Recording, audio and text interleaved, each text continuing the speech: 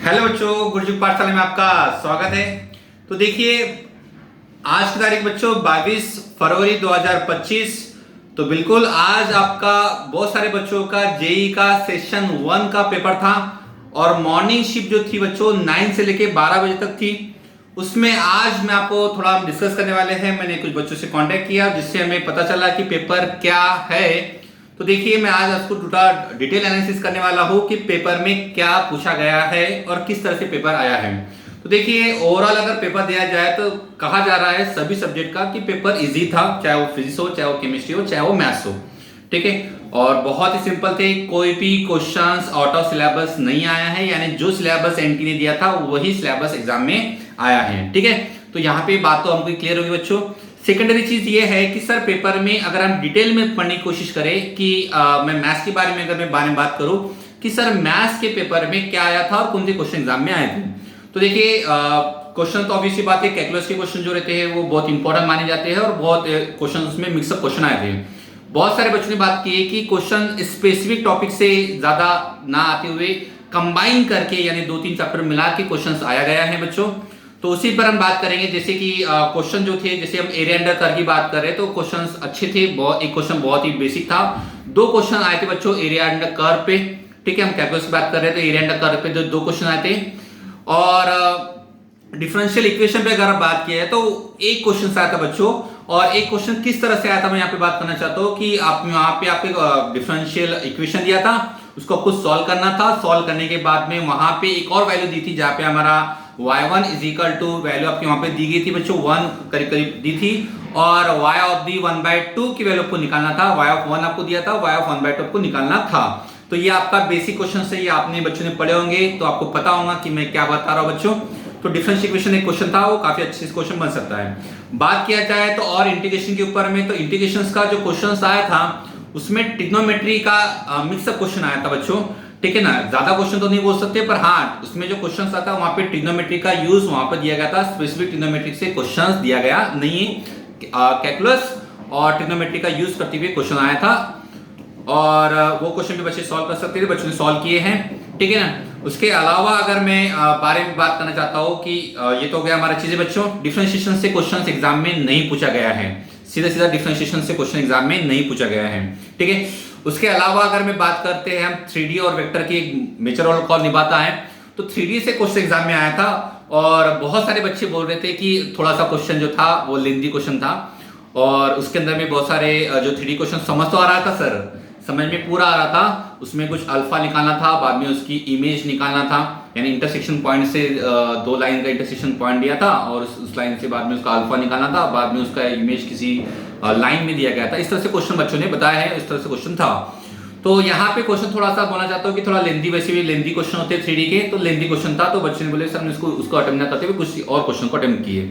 ठीक है, उसके अलावा वेक्टर से क्वेश्चन था, वो भी थोड़ा लेंथी था, थोड़ा टफ क्वेश्चन में दिया गया था और वो भी आपको बताइए वेक्टर क्वेश्चन भी आप लोग सॉल्व कर सकते हैं अगर इजी क्वेश्चन आपकी शिफ्ट में आ सकता है तो। ठीक है, और जनरली क्रॉस प्रोडक्ट और डॉट प्रोडक्ट के ऊपर ही मिक्सअप क्वेश्चन में दिया जाता है। उसके अलावा अगर हम 12 के बारे में बात करें तो मैट्रिसेस के ऊपर क्वेश्चन क्या था, तो मैट्रिसेस के ऊपर एक बहुत अच्छा क्वेश्चन था। बच्चों ने ऑब्वियसली बात सेम चीज आती है बच्चों कि मैथ्स पेपर बोला जाता है तो थोड़ा लेंथी पेपर होने के चांसेस होते हैं। तो मैथ्स के पेपर में अगर बात किया तो मैट्रिसेस से भी एक क्वेश्चन आया था। हमने बात की एरिया अंडर कर्व से 2 क्वेश्चन आए थे, डिफरेंशियल इक्वेशन से क्वेश्चन आया था, डिफरेंशिएशन से क्वेश्चन नहीं आया था। उसके अलावा इंटीग्रेशन से क्वेश्चन से एक क्वेश्चन आया था जिसमें ट्रिग्नोमेट्री का मिक्सअप क्वेश्चन दिया था। उसके अलावा मैट्रिसेस से भी क्वेश्चन एग्जाम में आया था। वेटेज अगर दिया जाए तो वेटेज दोनों भी near about same he weightage थे, कोई ज्यादा कोई कम इस तरह से नहीं था।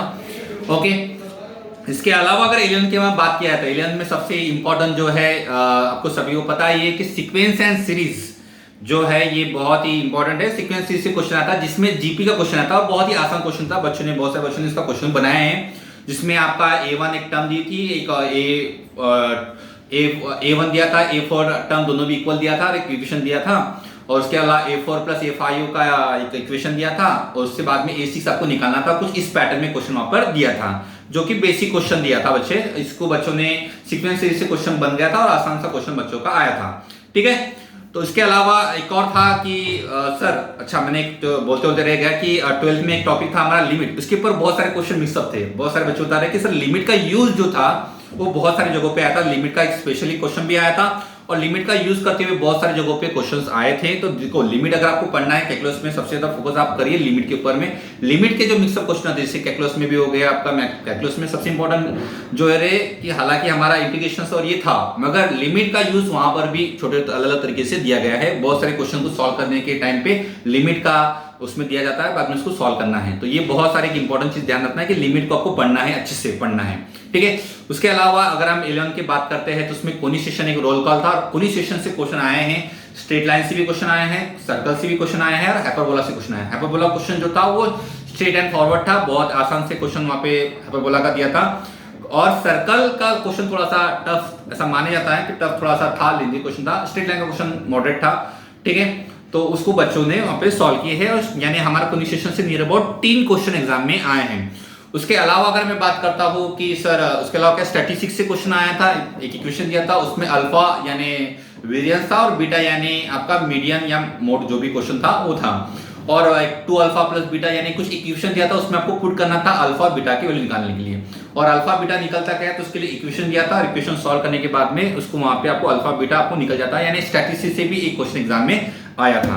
उसके अलावा सर कॉम्प्लेक्स नंबर से क्वेश्चन आया था क्या था? हाँ बिल्कुल, कॉम्प्लेक्स नंबर से भी क्वेश्चन आया था जिसमें आर्गुमेंट Z1 और Z2 का कुछ रिलेशन दिया था और आर्गुमेंट से यूज करते हुए क्वेश्चन को सॉल्व करना था। तो देखिए बच्चों ओवरऑल अगर बाद में बात करा जाए तो इंटीग्रेशन हो जाएगा, परमुटेशन कॉम्बिनेशन से क्वेश्चन नहीं आया था, बायनोमियल क्वेश्चन भी नियर अबाउट किसी बच्चों को है या नहीं एक बार देखना पड़ेगा, ठीक है।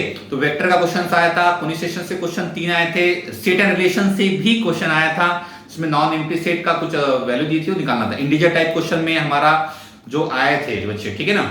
और एरिया अंडर कर्व का, डिफरेंशियल इक्वेशन का, 3D का question, matrix, sequence and series, okay, relation and relations, conic section से 3 क्वेश्चंस, वेक्टर का क्वेश्चन, फंक्शन का भी क्वेश्चन आया था।